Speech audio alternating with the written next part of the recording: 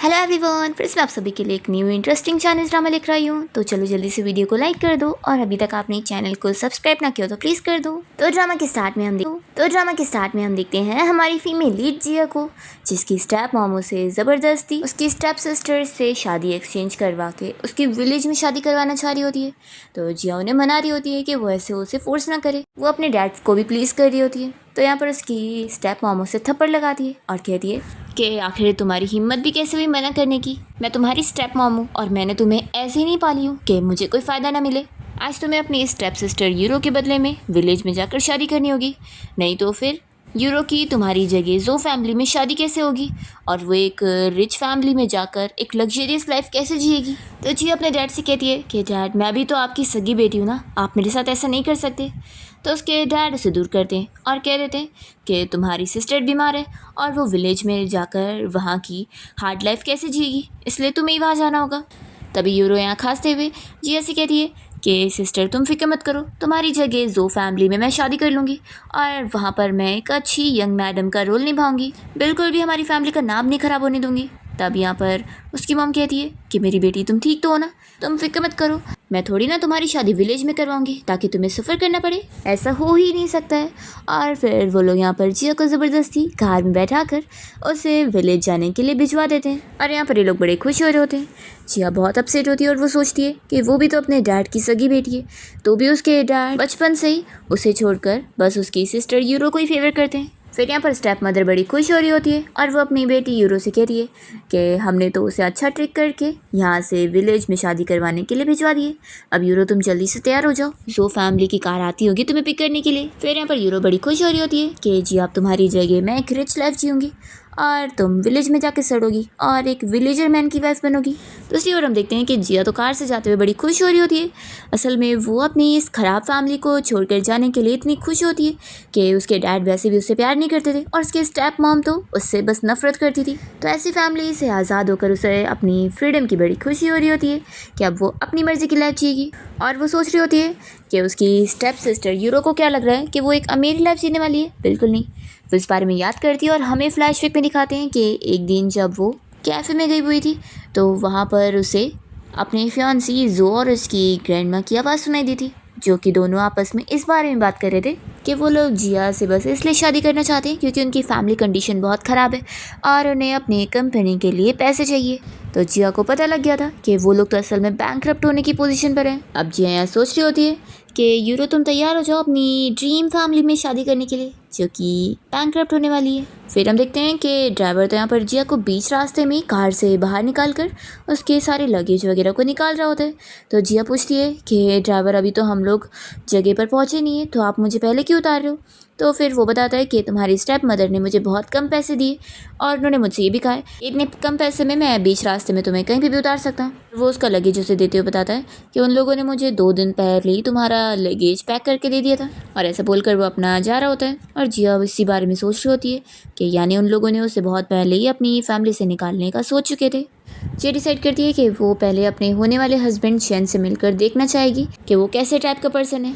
वो ये तक डिसाइड करती है कि उसे कोई फ़र्क नहीं पड़ेगा अगर वो गरीब होगा, तो कि वो बंदा बस हार्ड वर्किंग और कैरेक्टर का अच्छा हो। और फिर जिया देख रही होती है कि एक लड़की यहाँ पर सारे वर्कर से बात कर रही होती है और उनसे वो बता रही होती है कि शैन आप सभी की लाइफ स्टाइलिंग में मदद करेगा। तब यहाँ पर जिया शैन का नाम सुनने के बाद उस लड़की को आवाज़ देती है। तो फिर वो लड़की उसके पास आती है और पूछती है कि आज के तुम्हारी वेडिंग होने वाली है, जो वेडिंग आउटफिट पहनी हो तुम कौन हो। तो जिया उसे बताती है कि मुझे शैन से मिलना है और लगता है तुम शैन को जानती हो, तो क्या मुझे उसकी फैमिली तक पहुंचा दोगी। तो लिनो से साफ मना कर देती है कि हमारे विलेज में तो कोई शादी है ही नहीं आज, तो तुम कौन हो। और हाँ मैं बता दूँ कि शैन कोई शादी नहीं करने वाला है। दूसरी ओर हम देखते हैं हमारे मेन लीड शैन को, जो कि अपने सारे टीम के साथ काम कर रहा होता है और उन्हें थैंक्स कर रहा होता है कि वो लोग उसका घर बनाने में मदद कर रहे हैं। तो सभी उसे कहते हैं कि यहाँ पर जो भी इंडस्ट्री ग्रो अप हुई है वो सब तुमने करे हो, तो हमसे इतना पोलाइट मत बनो। एक अंकल तो उसे पूछने लगते हैं कि तुम अपनी फियांसी से कब मिलोगे, हमने सुने कि वो सिटी से है ना, तो क्या वो सच में तुमसे शादी करने के लिए रेडी है यहाँ पर विलेज में आके रहने को। दूसरा बंदा पूछता है कि तुम्हारी फियांसी की जी फैमिली है ना, और मैंने सिटी में सुना था कि जी फैमिली कोई वेडिंग सेरेमनी होल्ड कर रहे हैं। तो ये क्या तुम्हारी फियांसी की सिस्टर की शादी है? नहीं तो फिर उन लोग की फैमिली का सरनेम भी सेम कैसे? शेन कहता है कि आप सभी मेरी शादी की इतनी फिक्र मत करो, मेरी शादी की सारी अरेंजमेंट मेरी सिस्टर करेगी और मेरी शादी तो अब नेक्स्ट ईयर में होगी और तभी तो हम लोग अब ये घर बना रहे हैं, तब तक हमें कंप्लीट कर लेना है। फिर जिया तुरंत यहाँ पर अपने डैड को कॉल लगाने लगती है, जो कि यहाँ पर बिल्कुल भी सिग्नल भी नहीं पकड़ रहा होता है। दूसरी ओर हम देखते हैं कि यूरो और जो की वेडिंग सेरेमनी चल रही होती है और तभी यहाँ पर जिया के डैड साइड में कॉल उठाते हैं। तो वो अपने डैड से पूछती है कि डैड आज तो कोई यूरो और शेन की शादी है ही नहीं, तो आखिर आपने मुझसे झूठ क्यों बोला? तो उसके डैड कहते हैं कि अब तुम वहाँ पर पहुँच चुकी हो तो मैं तुमसे कुछ भी छुपाना नहीं चाहता। यूरो की शादी असल में शेन के साथ नेक्स्ट ईयर के लिए तय हुई थी। तो फिर वो पूछती है कि फिर आप लोगों ने मुझे यहाँ पर आज क्यों भेजा? तो उसके डैड कहते हैं कि क्योंकि तुम्हारी और जो की शादी तो आज होने वाली थी, तो इस वजह से अब हमने तुम्हारी जगह यूरो की शादी जो फैमिली में करवा दी है और जो फैमिली को इस बारे में बिल्कुल नहीं पता है कि हमने मैरिज एक्सचेंज करें और ताकि यूरो की शादियाँ जो फैमिली में अच्छे से हो पाए, इस वजह से ही हमने तुम्हें विलेज भेज दिए। जिया को अपने डैड की सारी बातें सुनने के बाद बहुत बुरा लगता है और वो कहती है कि यानी आपके लिए मैं बस एक ट्रैश की तरह हूँ ना, जिसको आपने डिस्पोज कर दिया। ठीक है कोई बात नहीं, लेकिन मैं आपको इतना बता दूं कि आपकी उस बेटी यूरो का जो अमीर फैमिली में शादी करने का ड्रीम था ना, वो चूर चूर हो जाएगा। और हाँ, मेरी मॉम की मेहनत की बनाई हुई प्रॉपर्टी को जिसको आपने लेके बैठे हो ना, वो भी आपको एक दिन देनी पड़ेगी। तब यहाँ पर स्टेप मॉम आकर उसके डैड का कान नोचती है और उनका कॉल कट करवाती है और समझाने लगती है कि अब उनकी सिर्फ एक ही बेटी है और वो यूरो है, तो वो इतना याद रखे। तब यहाँ पर जी अपने डैड को मैसेज कर देती है कि डैड अब हमारा डैड और बेटी वाला रिलेशन आज और अभी यहाँ पर ख़त्म होता है और जल्दी आपको आपके किए का अंजाम मिलेगा जो आपने मेरी मॉम की इनहेरिटेंस खुद लेके बैठे हो। ये मैसेज करने के बाद फिर जिया लिन से वापस पूछती है कि क्या तुम मुझे शेन के पास लेके चल सकती हो? तो लिन मान जाती है कि ठीक है मेरे साथ चलो। दूसरी ओर वेडिंग सेरेमनी में सो इस बारे में यूरो के मॉम और डैड से पूछ रहा होता है कि मैंने सुना कि आप लोग की एक और बेटी है, तो वो कहाँ पर है? वो वेडिंग में नहीं आई। तो जल्दी से यूरो बहाना करती है कि मेरी सिस्टर की तबीयत ख़राब है ना, तो इसलिए वो घर में ही रुकी है। फिर जो कहता है कि मेरे मॉम डैड मुझे बुला रहे हैं तो मैं भी आता हूँ और वो चला जाता है। फिर स्टेप मॉम यहाँ पर सारे एसेट्स को यूरो के नाम पर करने को उसके डैड को बोल रही होती है कि मैं कल ही सारे शेयर्स को तुम्हारे नाम पे कर दूंगा ताकि अब जो फैमिली में शादी करने के बाद तुम अपने आप को एक वेल्दी लेडी महसूस करो। तो यूरो ने थैंक्स कर रही होती है। दूसरी ओर हम देखते हैं कि लिन तो यहाँ जिया को समंदर के पास ले आती है और उसे कहती है कि तुम वहाँ नीचे जाके इंतज़ार करो, देखना शैन अभी यहाँ पर आते ही होगा, तुम फिर उससे मिल लोगी। तो फिर जिया इसकी बात पर यकीन करते हुए जा रही होती है और लिन खुश हो रही होती है कि तुम कभी शैन से नहीं मिल पाओगी और मैं तुम दोनों की शादी नहीं होने दे सकती हूँ। शैन सिर्फ और सिर्फ मेरा है, मैं उसे किसी को भी छीनने नहीं दूंगी। दूसरी ओर शैन अपने घर पहुँचता है और अपनी सिस्टर को बता रहा होता है कि पता नहीं वो इस साल अपना वेडिंग हाउस कंप्लीट बना पाएगा कि नहीं। तभी इतने में उसकी सिस्टर कह रही होती है कि अच्छा हुआ तुम जल्दी बीच से आ गए, आज तो मौसम इतना ख़राब है कि वहाँ पर ज़्यादा देर तक किसी को नहीं रुकना चाहिए। तो शैन बताता है कि हाँ बड़ी बड़ी लहरें आ रही है और अगर कोई भी वहाँ खड़ा भी रहेगा ना तो वो पानी में बह जाएगा। फिर उसकी सिस्टर उसे गोल्ड ज्वेलरी से भरा हुआ बॉक्स दिखा रही होती है और बताती है कि ये उसकी होने वाली वाइफ यूरो के लिए उसने खरीद के रखी है। बस वो थोड़ा डर रही है कि वो एक शहर की लड़की है तो उसे ये सब पसंद भी आएगा कि नहीं। तभी शैन कहता है कि सिस्टर मेरी मॉम ने मेरी शादी बहुत टाइम पहले अरेंज करी थी और इतने साल हो गए मैं कभी उस लड़की से मिला तक नहीं। तो एक काम करते हैं हम लोग सिटी चलकर जी फैमिली से चल के मिल लेते हैं और पता कर लेते हैं कि वो लोग ये शादी करना भी चाहते हैं कि नहीं। अभी इतने में शैन की सिस्टर को कॉल आ रही होती है तो बताती है कि देखो तुम्हारे फ्यूचर फादर इन लॉ का कॉल आ रहा है।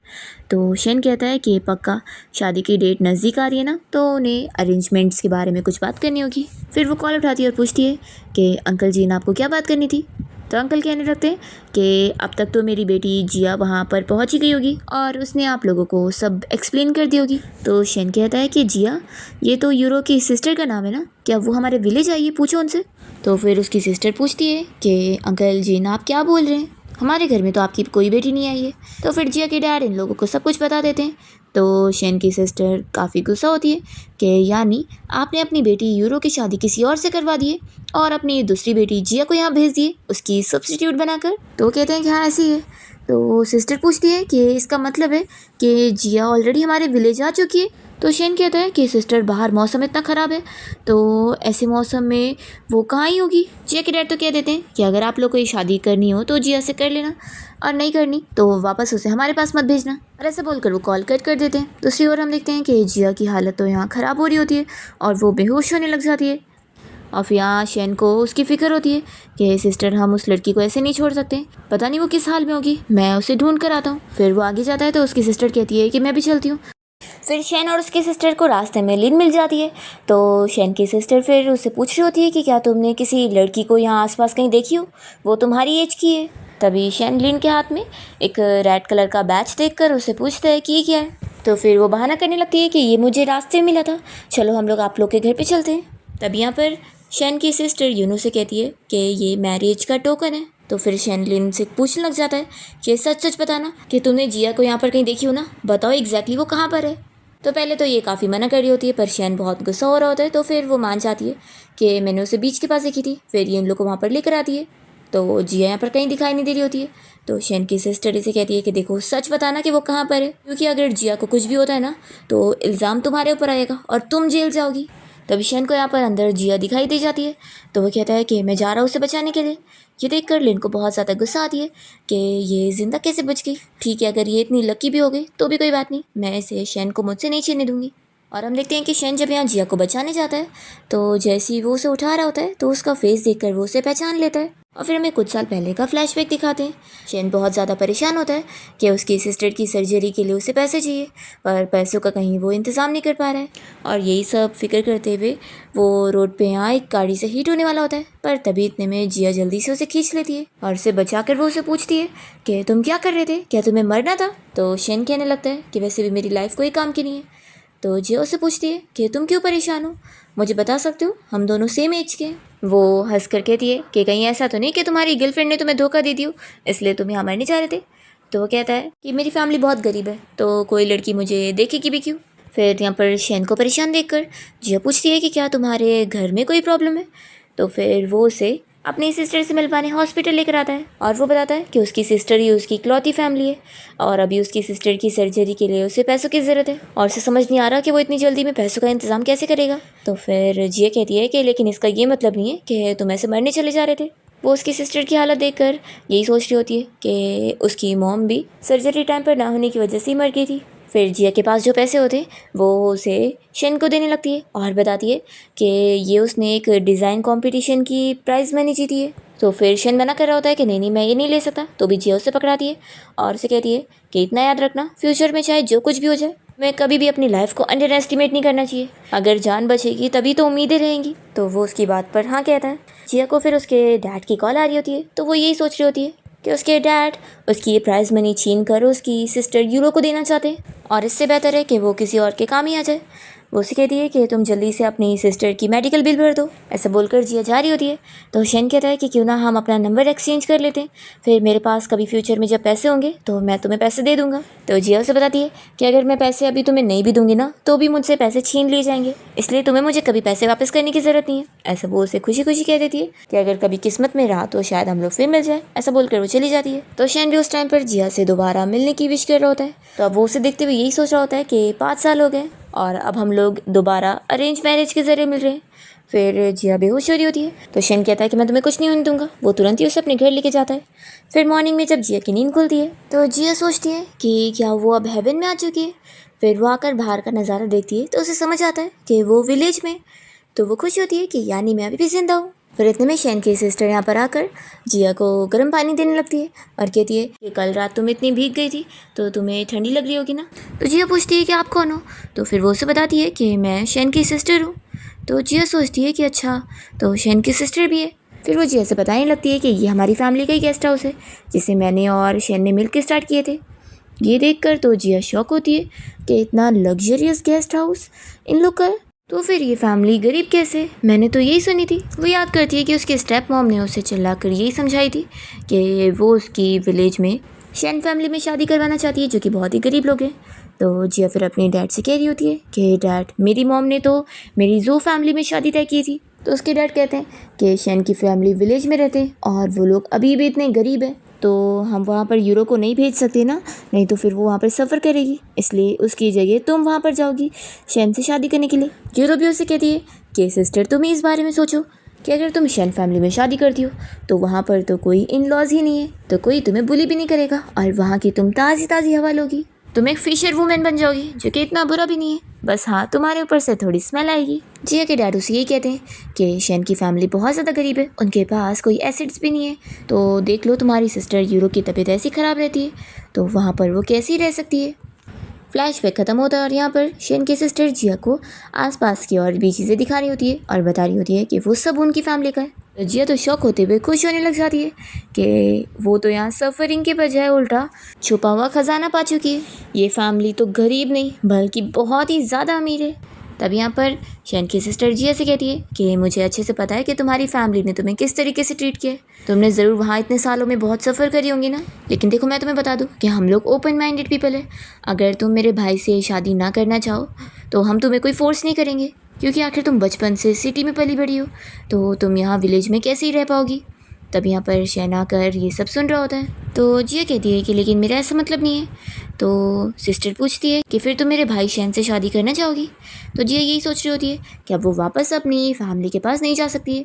और ये जो शैन की सिस्टर है, ये बहुत ही सिंसियर पर्सन उसे लग रही है, और वो ये भी सोचती है कि अगर शैन भी एक अच्छा लड़का हुआ तो फिर वो उसे शादी करके यहीं पर ही कोई बिज़नेस स्टार्ट करना चाहेगी और अच्छे से उसके साथ ज़िंदगी बिताना चाहेगी। फिर जिया उनसे कह देती है कि मैं शादी करना चाहूँगी। तो ये सुनकर सिस्टर तो खुश हो जाती है और कहती है कि फिर मैं शादी की तैयारियां करती हूँ। और तभी हम देखते हैं कि शैन भी ये सुनकर खुश हो जाता है और फिर वो वहाँ से चला जाता है। और ये यही सोच रही होती है कि अब उसका उसकी फैमिली के साथ कोई लेना देना नहीं है और अब उसकी लाइफ में सब कुछ बेस्ट होगा। फिर इसके बाद शैन की सिस्टर यून को सारी ज्वेलरीज वगैरह दिखा रही होती है और बता रही होती है कि ये सब उसका है। तभी हम देखते हैं कि लिन बाहर से सब देख रही होती है और उसे जिया के ऊपर बहुत गुस्सा आता है। तो वो यही सोच रही होती है कि वो शैन से उसकी शादी नहीं होने दे सकती। वो डिसाइड करती है कि वो इस बारे में जाकर जो फैमिली को बता देगी। तो जो फैमिली को जब पता लगेगा कि उनकी ब्राइड एक्सचेंज हो गई है और जिया तो असल में ये है, तो वो लोग इसे अपनी फैमिली में ले लेंगे। और फिर इसकी जो सिस्टर है वो तो वैसे भी शैन से शादी नहीं करना चाहती थी, तो फिर शैन तो सिर्फ और सिर्फ मेरा होगा, यही सोचकर वो जा रही होती है। यहाँ पर हम देखते हैं शैन की सिस्टर जिया को बता रही होती है कि शैन अभी कंस्ट्रक्शन साइट पर है, मैं भी थोड़ी देर बाद उसे मिलवाने के लिए तुम्हें लेके चलूँगी। तो जिया पूछती है कि वो फिर से कोई होम स्टे बना रहा है। तो सिस्टर बताती है कि वो असल में तुम दोनों का वेडिंग हाउस होगा। तो जिया कहती है कि हम यहाँ पे भी तो रह सकते हैं ना। तो उसकी सिस्टर बता रही होती है कि ये घर उनके पेरेंट्स की तरफ से था, तो इसलिए उन दोनों की यादें यहाँ पर जुड़ी हुई है। लेकिन वो जिया को बिल्कुल भी सफ़रिंग में नहीं देखना चाहती है, उसे वो अच्छे से अच्छी चीज़ें देना चाहती है। तो जिया कहती है कि मुझे ये सब की ज़रूरत नहीं है, मुझे तो आपके साथ रहना है, आप बहुत अच्छी हो, आप मुझे इतनी वैल्यू भी दे दी हो, मुझे तो बस रहने को जगह मिल जाए, मुझे और कुछ भी नहीं चाहिए। तो फिर शैन की सिस्टर जिया को समझा रही होती है कि तुम्हें अपनी उस ख़राब फैमिली की वजह से अपने आप को कम समझने की ज़रूरत नहीं है, तुम ऐसा मत फील करो, तुम्हें सोचना होगा कि तुम इससे भी ज़्यादा डिज़र्व करती हो। और कहती है कि मेरी मॉम के जाने के बाद आप सबसे पहली पर्सन हो जिसने मुझे इतना अच्छे से ट्रीट करी है। तब यहाँ पर शैन की सिस्टर जिया को पैसों का कार्ड देती है और कहती है और अब तो तुम हमारी फैमिली का हिस्सा हो, तुम्हारा फ्यूचर बहुत ब्राइट होगा। तो जिया फिर जल्दी से उन्हें हक कर लेती है कि ये उसके शादी के गिफ्ट वाले पैसे हैं, जिससे वो जो चाहे वो सब खरीद सकती है। जिया लेने से मना करती है, तो भी सिस्टर उसे समझाती है कि तुम्हें ये लेना ही पड़ेगा, अब तुम हमारी फैमिली की डॉटर इन लो और तुम सारी अच्छी चीज़ें डिज़र्व करती हो। तो जिया फिर इसे लेने से मान जाती है और फिर सिस्टर से कहती है कि चलो अब मैं तुम्हें शैन से मिलवाने के लिए लेकर चलती हूँ।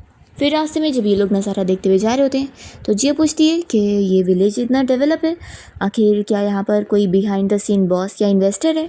तो शैन की सिस्टर बताती है कि इन सब चीज़ों को बनाने का जिसका हाथ है वो कोई और नहीं, तुम्हारा फ्यूचर हस्बैंड शैन है। जिया ये सब सुनकर काफ़ी शौक होती है कि शैन ने ये सब करवाया। तो उसकी सिस्टर बता रही होती है कि हाँ, शैन ने यहाँ विलेज के लोगों के लिए बहुत सारी चीज़ें इम्प्रूव करवाया, चाहे वो होम स्टे हो, चाहे सी फूड सेल्स हो या फिर टूरिज़्म ग्रुप इवेंट्स हो, सब शैन ने अकेले हैंडल किए। तो जिया पूछती है कि फिर तो शैन काफ़ी लोडेड होगा। तो उसकी सिस्टर बता रही होती है कि हाँ, उसके पास कुछ बिलियंस है। जिया कहती है कि कुछ बिलियंस और आप ऐसे बोल रही हो। तो शैन की सिस्टर कहती है कि अरे थोड़ा स्लो बोलो, यहाँ विलेज में किसी को भी पता नहीं है कि यहाँ का सीक्रेट बॉस कोई और नहीं बल्कि शैन है, और तुम जब सिटी में भी जाओगी तो इस बारे में किसी को भी मेंशन मत करना। जिया कहती है कि मैं समझ गई, आप लोग बिल्कुल भी अमीरी की बढ़ाई नहीं करते। जिया बहुत ज़्यादा खुश होती है कि उसकी स्टेप सिस्टर तो इतनी पागल निकली कि उसने उससे शादी एक्सचेंज कर ली और जिया को तो जैकपॉट मिल गया। फिर शैन की सिस्टर उसे आवाज़ देती है और कहती है कि देखो जिया तुमसे मिलने आई है। तो शैन जैसे पीछे मुड़ कर देख रहा होता है तो जिया उसे देखकर सोचती है कि क्या मैंने इसे पहले कहीं देखी हूँ, ये जाना पहचाना क्यों लग रहा है। तभी शैन तो उसे देख के इतना नर्वस हो जाता है कि गिरने लगता है तो जिया जल्दी से उसे पकड़ती है और फिर वो उसे इतना पास से देखकर सोचने लग जाती है कि क्या उसकी लाइफ में उसे एक परफेक्ट मैरिज पार्टनर मिल गया है जो कि इतना रिच, हैंडसम, सक्सेसफुल और ऊपर से इतनी स्ट्रांग बॉडी वाला भी है। इसके पास तो एप्स भी है, ये तो पूरा ही परफेक्ट है। वो तो यहाँ पर उसे देखने में खो जाती है। तो शेन के साथ जो लोग काम कर रहे होते हैं वो लोग कहने लगते हैं कि लगता है शेन की फियांसी भी उसे देखते के साथ उसके प्यार में पागल हो चुकी है। आखिर शेन तो सारी लड़कियों का क्रश है। वो लोग फिर उससे पूछ रहे होते हैं कि बताओ फिर अब तुम्हारी वेडिंग सेरेमनी कब है। तो शेन कहता है कि वो तो मेरी सिस्टर सारा अरेंजमेंट करेंगी। फिर जिया शेन से हैंडशेक के लिए हाथ आगे बढ़ाती है और अपना नाम बताती है, तो वो भी हैंडशेक करता है। जिया फिर शेन को बता रही होती है कि उसने कॉलेज में डिज़ाइन स्टडी करी है, तो अगर उसे कोई भी होम स्टे या कुछ नया चीज़ डिज़ाइन करवाना होगा तो वो उसे बता सकता है। तो शेन कहता है कि हाँ मुझे पता है इस बारे में। तो वो शौक होती है कि उसे कैसे पता। तो शेन याद करता है कि वो डिज़ाइन कंपटीशन की फर्स्ट प्लेस विनर रही है, तभी तो उसने उसे प्राइज़ मनी दी थी। और फिर शेन की सिस्टर इन दोनों का हाथ अच्छे से पकड़ा देती है और कहती है कि अब मैं जल्दी से तुम दोनों की शादी की डेट डिसाइड करती हूँ और सारी तैयारियाँ करती हूँ। यह सोचती है कि मेरी वो स्टेप सिस्टर यूरो कभी सपने में भी नहीं सोच सकती है कि मुझे इतना हैंडसम और इतना अमीर हस्बैंड मिल जाएगा।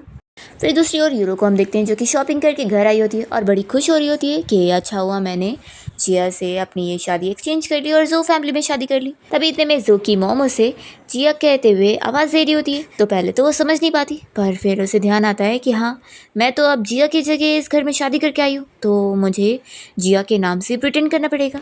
और फिर वो जो को डांटने लगती है कि तुमने अभी तक अपनी वाइफ को हमारी फैमिली के रूल्स वगैरह नहीं सिखाए हो, जो ये यहाँ पर आते के साथ ही नॉन स्टॉप शॉपिंग करे जा रही है। इसे क्या हमारी फैमिली सिचुएशन के बारे में कुछ पता नहीं है।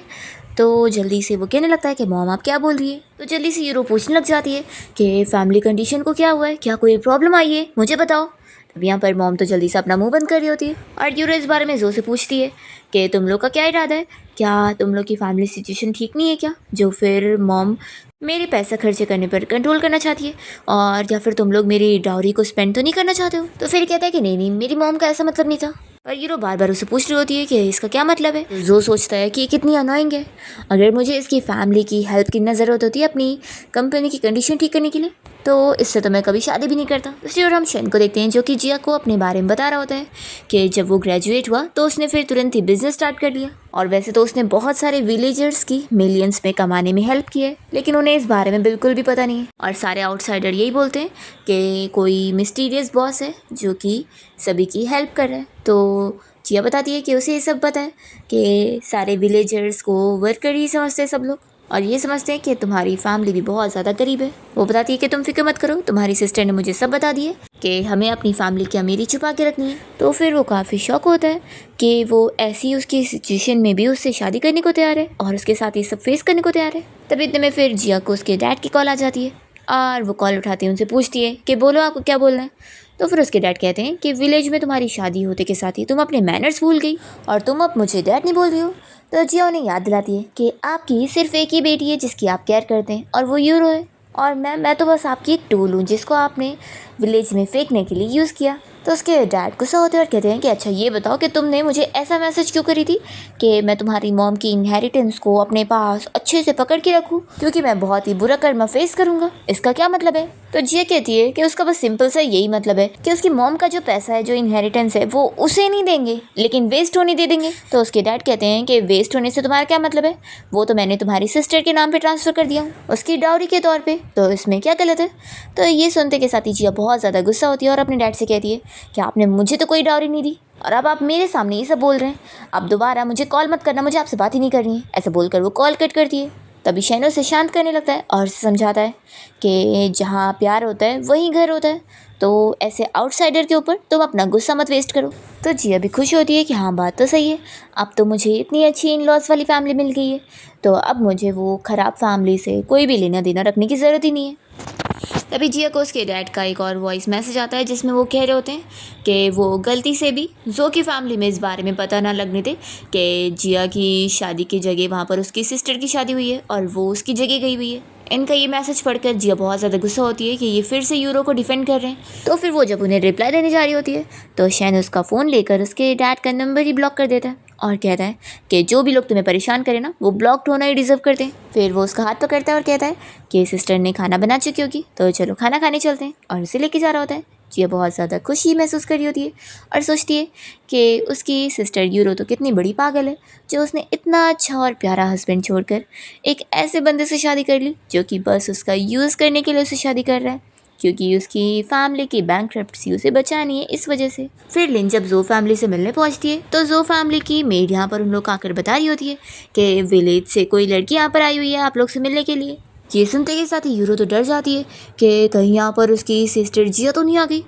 वो सोचती है कि अगर उसने इन लोग को बता दी तो इन लोग को मेरे बारे में पता लग जाएगा। तो ये कहती है कि मैं जाकर उस लड़की से मिल के आती हूँ। और यहाँ पर हम देखते हैं कि लिन बड़ी खुश हो रही होती है ये सोचकर कि वो जो फैमिली को जब बता देगी जिया और यूरो के बारे में कि कैसे उनकी शादी एक्सचेंज हुई है, तो जब वो लोग एक्सपोज हो जाएंगे तो यहाँ पर ये लोग थोड़ी ना इस लड़की को रहने देंगे और ऊपर से जिया को लेने जाएंगे। तो जिया को जब ये लोग ले आएंगे तो शैन सिर्फ और सिर्फ मेरा होगा। फिर यूरो जब बाहर आती है तो लिन उसे पूछने लगती है कि तुम ही जिया की सिस्टर यूरो हो ना। तो यूरो कहती है कि क्या बकवास कर रही हो जिया, मैं हूँ हाँ, तो तुम कुछ भी मेरे बारे में ऐसे झूठ नहीं बोल सकती हो, को तुम निकलो यहाँ से और अपने विलेज जाओ। वो मेड से कहती है कि इसे बाहर निकाल दो। तो लिन ज़ोर ज़ोर से चिल्लाने लगती है कि मुझे फैमिली के हेड से मिलना है। तभी इतने में यहाँ पर जो और उसकी मॉम भी बाहर आ जाते हैं। तो लिन उन्हें चिल्ला चिल्ला कर बताने लगती है कि आप लोगों ने जिस लड़की से शादी करें ये असल में जिया है ही नहीं। तो यूरो चिल्लाती है कि कुछ भी बकवास मत करो। तो भी लिन इन लोग को बताने लगती है कि ये तो असल में जिया की सिस्टर यूरो है और इन लोगों ने जिया की शादी विलेज में करवा दी है। तभी यहाँ पर जो और उसकी मॉम आपस में डिस्कस करने लगते हैं कि यानी ये जी फैमिली की दूसरी बेटी है। तो जो कहता है कि मॉम हमें क्या ही फ़र्क पड़ता है कि ये कौन लड़की है, आखिर इसके पास जी फैमिली के शेयर्स है तो हमें तो यही चाहिए ना, बाकी वो कोई भी रहे। तो जो की मॉम भी एग्री करती है कि हाँ हमें क्या फ़र्क पड़ता है कि ये यूरो हो या जिया हो। फिर यहाँ पर जो उस लड़की लिन को रोकने लगता है कि तुम विलेजर कहीं की निकलो यहाँ से और जहाँ से आई हो वहाँ पर जाओ। और ये लोग लिन को ढकेलने के बाद यूरो की केयर कर रहे होते हैं कि तुम ठीक तो हो ना, कहीं तुम्हें कोई चोट तो नहीं आई, फिर हम तुम्हें हॉस्पिटल लेके चले। तो यूरो काफ़ी शौक होती है कि ये लोग मुझ पर बिलीव कर रहे हैं। तभी लिन इन दोनों से कहने लगती है कि ये लड़की तुम दोनों को ही फूल बना रही है, ये कोई जिया है ही नहीं, ये तो उसकी सिस्टर यूरो है। तो यूरो फिर यहाँ पर जो को एक्सप्लेन करने जा रही होती है तो कहता है कि तुम फिक्र मत करो, मैं सब जानता हूँ, मैं इस लड़की को हैंडल करता हूँ, तुम मॉम के साथ अंदर जाओ। तो फिर यूरो उसकी मॉम के साथ अंदर घर में चली जाती है और जो फिर लिन को चिल्लाते हुए यहाँ से भागने के लिए बोल रहा होता है कि वो जो भी हो उससे कोई फ़र्क नहीं पड़ता। और वो कह रहा होता है कि तुम कोई नहीं होती हो हमारे बीच में यहाँ पर रिश्ता ख़राब करने वाली। लिन कहती है कि यानी तुम्हें कोई फ़र्क ही नहीं पड़ रहा है कि तुम्हारी जो होने वाली वाइफ थी ये वो है ही नहीं। तो जो से चिल्लाता है कि इससे तुम्हें क्या फ़र्क पड़ता है गरीब लड़की, अभी यहाँ से निकल जाओ तो अच्छा रहेगा। और ऐसा बोलकर वो भी अपने घर में चला जाता है।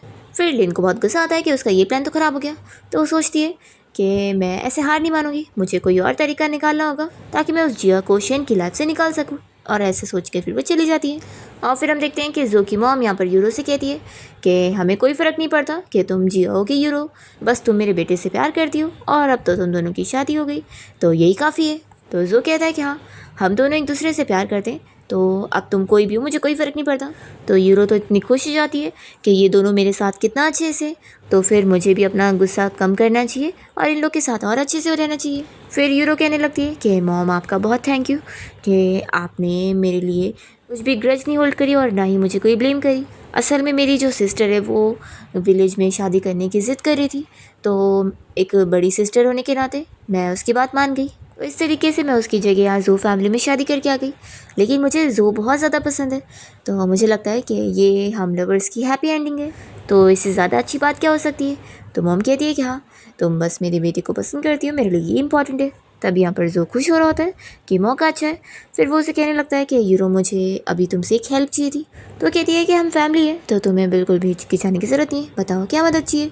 तो फिर वो बता रहा होता है कि उसकी कंपनी में अभी एक रेजॉर्ट वाला प्रोजेक्ट होने वाला है और उसके लिए थोड़ी फंड्स की कमी पड़ रही है। तो तुम्हारे फादर ने जो शेयर्स दिए क्या हम उसके पैसे यूज़ कर सकते हैं। तो वो तुरंत ही हाँ बोल देती है कि ऑफ कोर्स कर सकते हो। तो जो की मॉम खुश होकर उसे कहने लगती है कि तुम कितनी अच्छी डॉटर इन लो। और फिर यहाँ पर जो कहता है कि मैं फिर विलेज के चीफ से बात कर लेता हूँ ताकि फिर हमारी मीटिंग हो जाए। फिर नेक्स्ट सीन में हम देखते हैं कि विलेज का चीफ यहाँ पर शैन से मिलने आता है और शैन उनसे पूछता है कि आप इतने लेट यहाँ पर मुझसे मिलने आए। तो चीफ बताता है कि एक गुड न्यूज़ है, सिटी से कोई बिग शॉट तुमसे मिलना चाहता है और तुमसे रिजॉर्ट डेवलपमेंट के बारे में कुछ सीखना चाहता है। तो शैन की सिस्टर कहती है कि हमने ये डिसाइड करे थे ना कि हम शैन की आइडेंटिटी के बारे में आउटसाइडर्स को नहीं बताएंगे, तो आप ऐसा क्यों पूछ रहे हैं। तो चीफ कहते हैं कि लेकिन जो पुराने विजिटर्स थे वो अनरिलायबल थे। इस बार बात अलग है, ये बंदा एक बहुत ही अच्छी और फेमस कंपनी का सीईओ है, जो कि सिटी की 5 फेमस कंपनी में से एक है। तो जिया पूछती है कि हाईचंग शहर की 5 पावरफुल कंपनी में से एक, तो कहीं वो जो फैमिली का तो नहीं था। तो चीफ बताता है कि उस बंदे ने अपनी आइडेंटिटी क्लियरली तो नहीं बताया, क्योंकि वो अभी कॉन्फिडेंशियल है, लेकिन हाँ इतना बताया कि ये प्रोजेक्ट सच में बहुत ही बड़ा होने वाला है और उसके लिए बहुत ही इंपॉर्टेंट है। इसलिए चीफ यहाँ पर शेन को समझा रहा होता है कि ये उसके लिए अच्छी अपॉर्चुनिटी है। पर यहाँ पर उसकी सिस्टर कहने लगती है कि हमने ये चीज़ पहले ही डिसाइड कर चुके थे, तो आपको ऐसे बीच में आकर ऐसे बोलने की ज़रूरत ही नहीं थी। तो चीफ कहते हैं कि ठीक है, मुझे आप लोग का जवाब समझ आ गया है, मैं उन्हें अभी कॉल करके बता देता हूँ। तभी जिया उन्हें रोकती है। तो शेन कहता है कि क्या हुआ, तुम्हें क्या ये रिजॉर्ट प्रोजेक्ट में इंटरेस्ट आ रहा है? तो जिया कहती है कि देखो, मुझे लगता है कि ये प्रोजेक्ट इंटरेस्टिंग हो सकता है। और वो शेन को भी समझा रही होती है कि मैं तुम्हारी जगह अपने आप को रख कर देख रही हूँ ना, तो मुझे लगता है कि तुम्हें भी इसे ट्राई करके देखना चाहिए। तो सिस्टर भी पूछती है कि ऐसा क्यों? तो जिया उसका रीज़न बता रही होती है कि इससे पहले वो जो भी चीज़ें कर रहा था वो विलेजर्स के लिए कर रहा था, लेकिन अब चीज़ें डिफरेंट है। वो इस अपॉर्चुनिटी का अच्छा यूज़ कर सकता है, ये उसकी प्रैक्टिस के लिए बहुत अच्छा रहेगा और वो और भी कुछ सीख पाएगा। तो विलेज चीफ कह रहे होते हैं कि देखो, तुम जो बोलोगे हम तुम्हें ही फॉलो करने वाले, हम तुम्हें हमेशा पूरा सपोर्ट करेंगे, क्योंकि तुमने ही हमारे विलेज के लिए इतना कुछ किया है। तब यहाँ पर जिया तो शेन को बना रही होती है कि देखो, मेरा तो कहना है कि तुम ज़रूर इसे ट्राई करो, तुमने ऑलरेडी बहुत कुछ बना चुके हो, तो इससे तुम्हें इसमें काफ़ी फ़ायदा मिलने वाला है और तुम और ग्रोथ कर सकते हो। तो सिस्टर भी एग्री कर रही होती है और शेन से कहती है कि जिया सही कह रही है, तुम तो सच में टैलेंटेड हो, तो तुम्हें अपनी स्किल्स सभी को दिखानी चाहिए, ताकि दुनिया को भी तुम्हारे टैलेंट के बारे में पता चले। तो शेन फिर मान जाता है और विलेज चीफ से कहता है कि ठीक है, फिर आप उन लोग से कह दो कि मैं उनसे मिलना चाहता हूँ। तो फिर विलेज चीफ तुरंत ही बताता है कि वो लोग बहुत जल्दी में, तो मैं अभी उन्हें बता देता हूँ। फिर वो तुरंत ही कॉल लगाता है। तो यूरो फिर जो को बता रही होती है कि तुम्हारे फ़ोन पर विलेज चीफ का कॉल आ रहा है। तो जो कहता है कि मैं तो अभी शावर में हूँ, तो तुम कॉल उठा लो और उन्हें कह दो कि कल ही हम लोग मिलना चाहते हैं। तो फिर यूरो वैसे ही कॉल उठाकर विलेज चीफ को कह देती है कि उसका हस्बैंड अभी शावर ले रहा है, तो वो बात नहीं कर पाएगा, तो उसके बदले में वो कर लेगी। वो कहती है कि उन्होंने कहा है कि वो कल ही मीटिंग के लिए तैयार है। और चीफ यहाँ पर शेन से पूछकर टाइम वगैरह फिर उसके साथ डिस्कस कर लेते हैं कि ठीक है, फिर वीकेंड को इस टाइम पर मिलते हैं। तो यूरो खुश हो जाती है और कहती है कि फिर मैं अपने हस्बैंड को इस बारे में बता देती हूँ। और फिर वो कॉल रखती ही जो को आवाज़ देने लगती है कि बहुत ही गुड न्यूज़ है। फिर विलेज चीफ यहाँ जाते जाते शेन से कहते हुए जाते हैं कि जब वो अपनी वेडिंग डेट रखेगा तो उन्हें ज़रूर याद करेगा। ऐसा बोलकर वो चले जाते हैं। तभी जिया इस बारे में सोच रही होती है कि उसे ऐसा फील हो रहा था कि जैसे वो लड़की की आवाज़ कोई और नहीं बल्कि उसकी सिस्टर यूरो की आवाज़ थी। तभी शेन उसे पूछता है कि क्या हुआ है। तो जिया कहती है कि बस मुझे ऐसा लग रहा था कि विलेज चीफ जिस पर्सन से कॉल पे बात कर रहे थे, जिससे उसकी आवाज़ मुझे जानी पहचानी लगी, लेकिन जाने दो, शायद मुझे गलतफहमी भी हुई हो सकती है। तभी इतने में यहाँ पर शेन की सिस्टर आती है और पूछती है कि विलेज चीफ कहाँ चले गए, मैं उनके लिए पानी लेकर आई थी। तो शेन बताता है कि वो भी गए। फिर सिस्टर इन लोग को बताने लगती है कि तुम दोनों की शादी की डेट डिसाइड हो चुकी है और वो इस वीकेंड का दिन बताती है। तो ये सुनकर ये दोनों ही शॉक हो जाते हैं। तो सिस्टर कहती है कि क्या हुआ, तुम दोनों ही शॉक हो रहे हो। तो जिया बताती है कि सिस्टर, हमने मीटिंग को वीकेंड के दिन ही डिसाइड किया और वो मीटिंग वाले उसी दिन आएंगे इस चीज़ को फाइनलाइज करने के लिए। तो सिस्टर कहती है कि क्यों ना फिर उन्हें वेडिंग में ही बुला लिया जाए, ऐसे वो लोग वेडिंग भी अटेंड कर लेंगे और काम भी हो जाएगा। तो शेन इस बारे में जिया से पूछता है कि तुम क्या बोलती हो इस बारे में। तो जिया सोचती है कि अगर ये चीज़ सही हुई कि वो लोग कोई और नहीं बल्कि यूरो और उसका हस्बैंड है, तो फिर वो तो ज़रूर चाहेगी कि वो लोग यहाँ पर आए और उसकी वेडिंग होते हुए देखे, ताकि उन लोगों को भी पता लगे कि उन लोगों ने उसे कितना कम समझे हुए थे और अब उन्हें अकल आ जाए। फिर हम देखते हैं कि यूरो यहाँ अपनी मॉम और डैड से मिलने आई होती है और उन्हें बता रही होती है कि कल वो कोस्टल विलेज जाने वाली है। ये सुनते के साथ ही वो लोग पूछ रहे होते हैं कि तुम्हें क्या हो गया, कहीं तुम जिया की जगह उस विलेजर मैन से तो नहीं शादी करने वाली हो। तो वह हंसकर कहती है कि ऐसा बिल्कुल नहीं है, मेरा दिमाग ख़राब नहीं है जब मैं ऐसा करूँगी। वो बताती है कि असल में वो जो के साथ मिलकर एक प्रोजेक्ट डिस्कशन के लिए वहाँ पर जाने वाली है।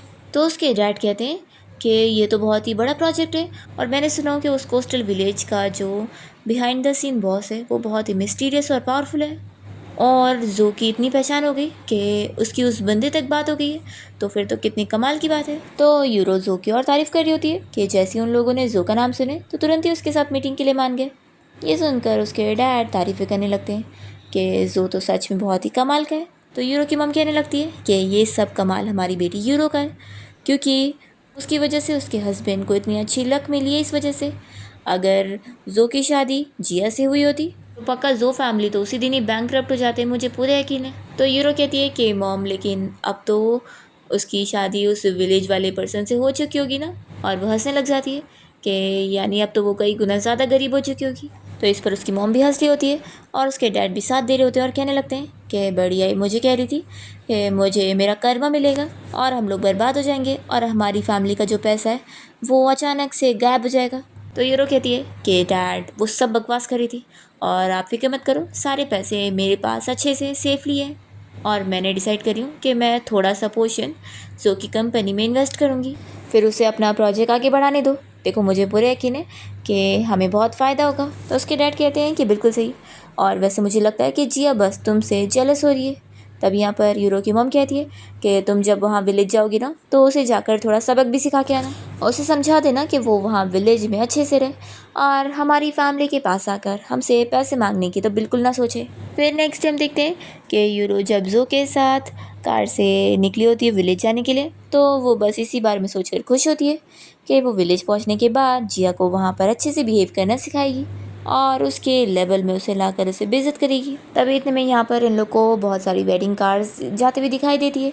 तो जो फिर इस बारे में इसे बता रहा होता है कि लगता है विलेज में आज किसी अमीर बंदे की शादी होने जा रही है। तभी यूरो को जिया कार में जाती हुई दिखाई देती है, तो वो शक करती है कि क्या मैंने सच में जिया को देखी थी। फिर ये तुरंत ही जिया को कॉल लगाने लगती है। दूसरी तरफ जिया सोचती है कि ये मुझे क्यों कॉल करी है, वो उसका कॉल उठाती है। तो यूरो से पूछने लगती है कि क्या वो यहाँ ब्रिज के पास से गुजर रही है और वो भी कहाँ पर है। तो जिया कहती है कि मैं कहीं पे भी हूँ, उससे तुम्हारा क्या मतलब है। तो फिर यूरो से खुश होकर बताने लगती है कि मैं तुम्हारे बेकार से विलेज में अपने एक प्रोजेक्ट डिस्कशन के लिए आने वाली हूँ, तो मैं सोच रही थी तुम्हारी बड़ी बहन होने के नाते मैं तुमसे भी मिलने आ जाऊँ। तो जिया पूछती है कि तुम क्या अपने हस्बैंड के साथ आने वाली हो प्रोजेक्ट डिस्कशन के लिए। तो यूरो से समझा देती है कि जो के बारे में सोचना आप छोड़ दो, अब वो मेरे हस्बैंड है और तुम ये बताओ कि तुम्हारा एड्रेस क्या है ताकि फिर मैं तुम्हारे घर तक पहुंचूं और तुम्हारा वो बेकार सा घर मैं भी देखूं ताकि तुम्हें एम्बेरस फील होना पड़े। तो जिया कहती है कि एम्बेरस तो तुम्हें होना पड़ेगा सिस्टर। तो यूरो उस पर गुस्सा करने लग जाती है कि वो ये सब कुछ भी बकवास करिए। वो कहती है कि देखना जब मैं विलेज में आऊँगी ना तो तुम खुद नील डाउन करके मुझसे माफ़ी मांगने आओगी। और फिर कॉल पे बात करने के बाद वो इस बारे में उसे मैसेज भी कर देती है कि उसके बेकार से घर आकर वो उसकी बेइज्जती करने वाली है और उसके इन लॉज को उससे हेट करवाने वाली है।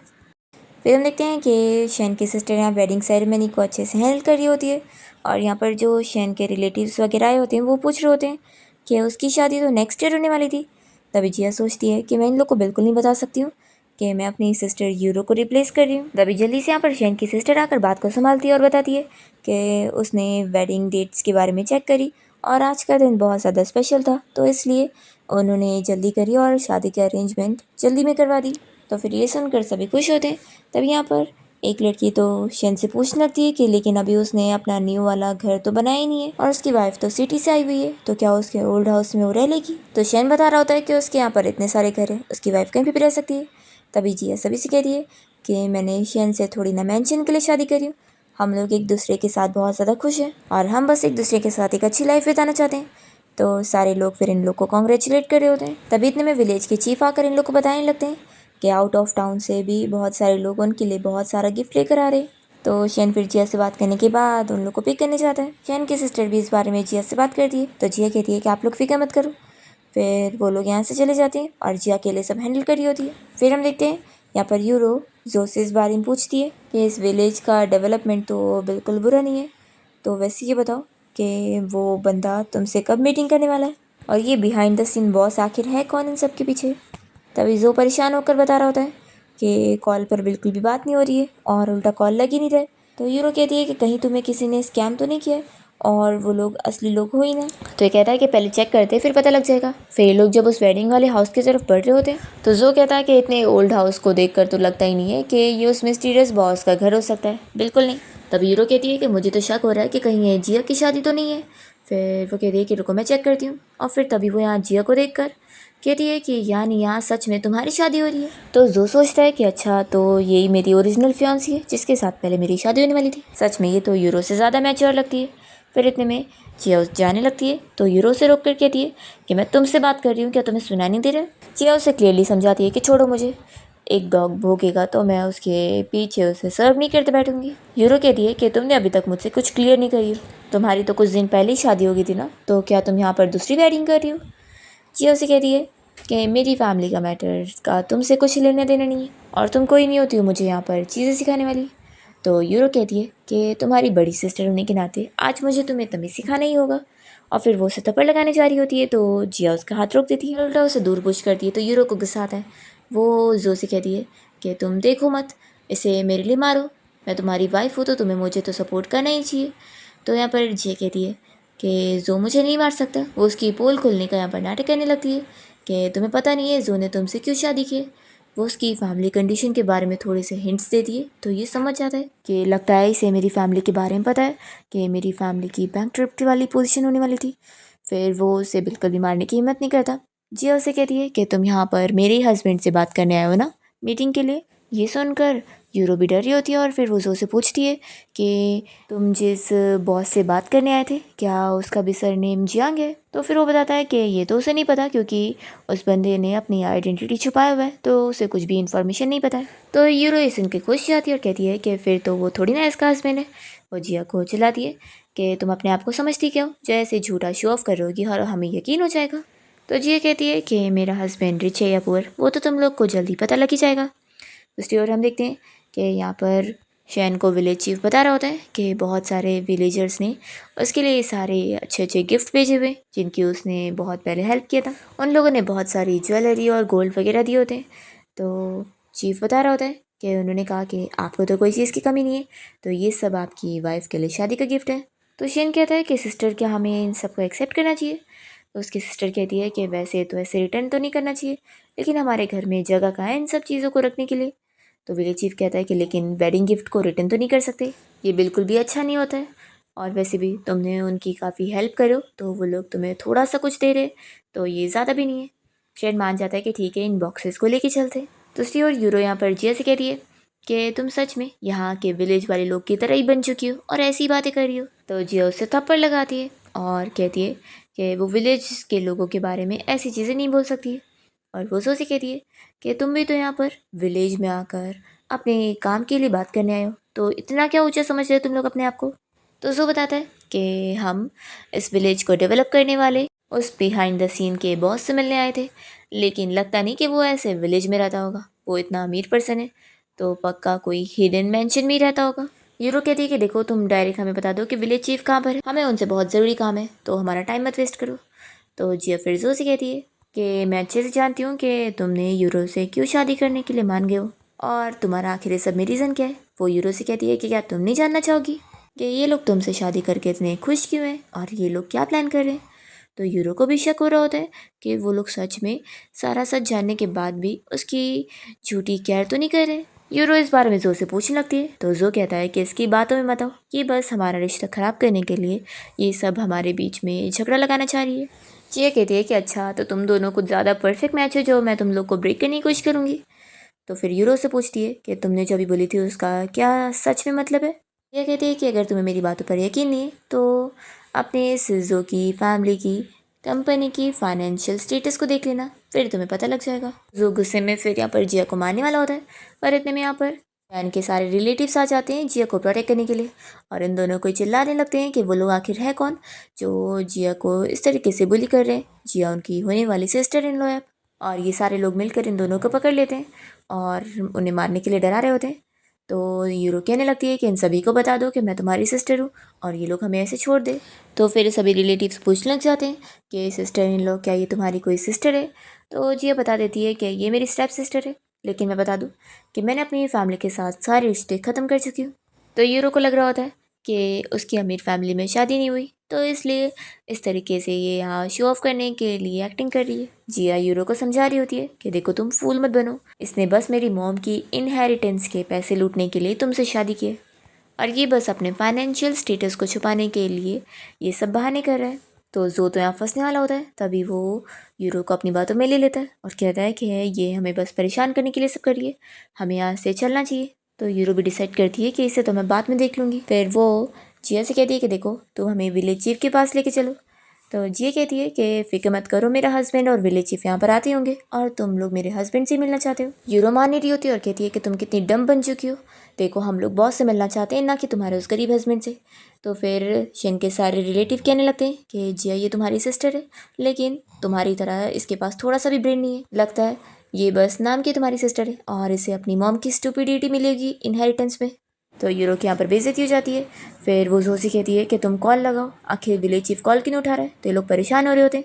फिर फाइनली विलेज चीफ कॉल उठाता है तो ये लोग उसे बताने लगते हैं कि कोई यहाँ पर उसके नाम पर एक्टिंग कर रहा है और बॉस बनने का प्रिटेंड कर रहा है। तो वो लोग कहते हैं कि हम लोग आते हैं जल्दी। तो फिर यूरो और जो खुश हो जाते हैं कि वो लोग आने वाले हैं और जिया सच में झूठ बोल रही थी, ऐसा वो लोग सोच रहे होते हैं। तब यहाँ पर फिर शेन की सिस्टर सारे वेडिंग गिफ्ट लेकर पहुँचती है और वो जिया को दिखाती है। तो जो कहने लगता है कि पक्का ये सब फेक होगा, मैं चेक करके बताता हूँ। तो शेन की सिस्टर उसे रोकती है। तो जो इन लोगों को चिल्लाने लगता है कि तुमने मुझे मारी कैसे। तो वो कहती है कि देखो तुम मुझसे पंगा नहीं ले सकते। तो जिया इन लोग को बताती है कि तुम जिस बॉस से मिलने आए हो ना, ये उसकी सिस्टर है, समझे। तो ये लोग फिर हंसने लग जाते हैं और बेइज्जती करने की कोशिश कर रहे होते हैं। तो जिया फिर शेन की सिस्टर से कहती है कि हमें इन लोगों के मुँह ही नहीं लगना चाहिए, हम लोग अपना वेडिंग सेरेमनी के लिए अंदर चलते हैं। फिर सभी रिलेटिव्स के साथ अंदर चले जाते हैं और जब शेन यहाँ पहुँचता है तो ये लोग उसे बताते हैं कि वही बॉस है, पर ये लोग मानने को तैयार नहीं होते और हंस रहे होते हैं। फिर इसके बाद तो यहाँ पर विलेज चीफ की तरफ से इन लोग को कॉल आती है कि जो बॉस है अब वो इन लोग के साथ डील करना ही नहीं चाहता, क्योंकि ये यहाँ के विलेजर्स को कम समझते हैं। तो फिर यहाँ जो बहुत गुस्सा होता है और कहता है कि मुझे ऐसे पर्सन की ज़रूरत ही नहीं है, मैं खुद अपना रेनोवेशन कर सकता हूँ, मेरे पास आइडियाज़ है। तो ये भी उसे सपोर्ट कर रही होती है कि तुम फिक्र मत करो, मैं तुम्हारे साइड हूँ।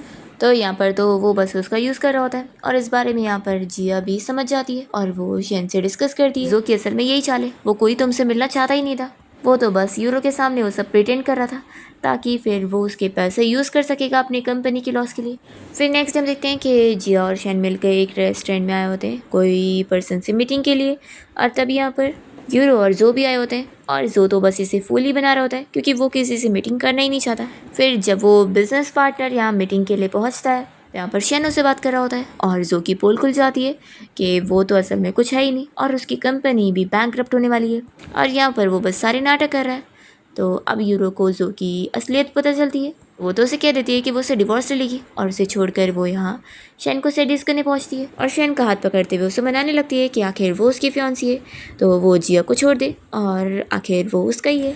तो जिया यहाँ पर शेन से इसका हाथ छुड़ाती है और इसे समझा देती है कि शेन अब तुम्हें कभी नहीं मिल सकता, तुमने खुद ही उससे शादी करने के लिए छोड़ चुकी थी और अब ये मेरा हस्बैंड है। तो फिर यूरो को बहुत गुस्सा आता है और वो शेन को जिया से छीनने के लिए यहाँ पर कार चलाते हुए उसका एक्सीडेंट करने का प्लान करती है, पर जल्दी से शेन जिया को खींच लेता है और फिर तभी यहाँ पर जिया के सर में थोड़ा लगता है तो वो बेहोश हो जाती है। फिर जिया को जब हॉस्पिटल में होश आता है तो वो शेन को देख करके बताती है कि उसने अब उसे पहचान लिए कि वो लोग 5 साल पहले मिले थे। बताती है कि जब वो पैसे देने के बाद अपने घर आई थी तो उसकी सिस्टर और उसकी लड़ाई हुई थी और तभी उसके सर में लगा था तो वो उसके बारे में कम्प्लीटली भूल चुकी थी, लेकिन अब फाइनली उसे याद आ गया। वो कहती है कि लेकिन देखो हमारी किस्मत कैसे जुड़ी हुई थी, हम लोग फिर मिल गए और फिर दोनों ही साथ बहुत खुश होते हैं। तब यहाँ पर जिया के डैड उसकी स्टेप मॉम के साथ यूरो को लेकर आए होते हैं जो कि कोमा में होती है और ये बेशरम लोग अभी भी जिया को कह रहे होते हैं कि वो शेन को अपनी सिस्टर को रिटर्न दे क्योंकि शेन की शादी तो यूरो के साथ होने वाली थी और वो यूरो का हस्बैंड है।